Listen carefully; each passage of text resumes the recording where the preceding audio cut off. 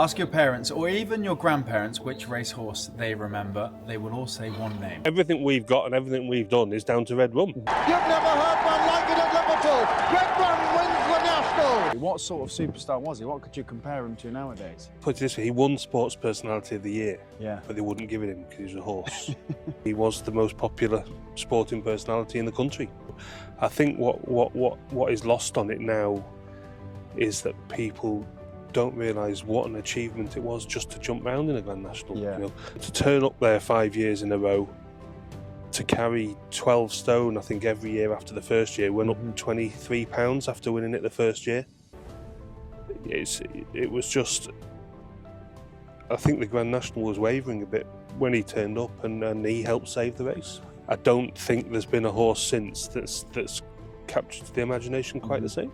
And how about your dad? Because you said your parents were taxi drivers, but I've also heard you say, I think, that maybe your dad didn't always get the respect he deserved as an overall trainer rather than just having Red Rum.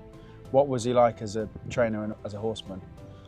Dad was a very good trainer. He could train right. He was a very good trainer. He taught me how to train a Grand National horse.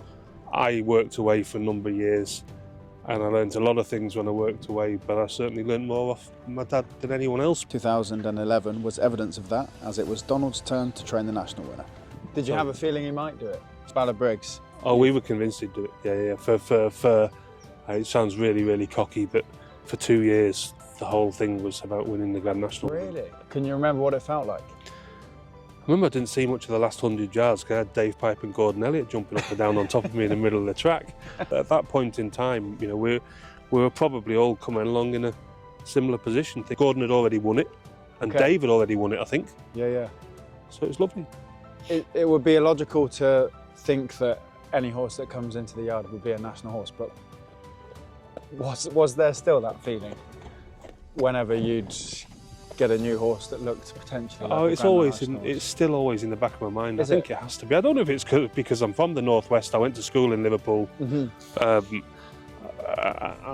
it was such a big part of our lives, but it's always in the back of your mind. If you have a horse that looks like being a staying chaser, could it one day be a Grand National horse? You know? Yeah.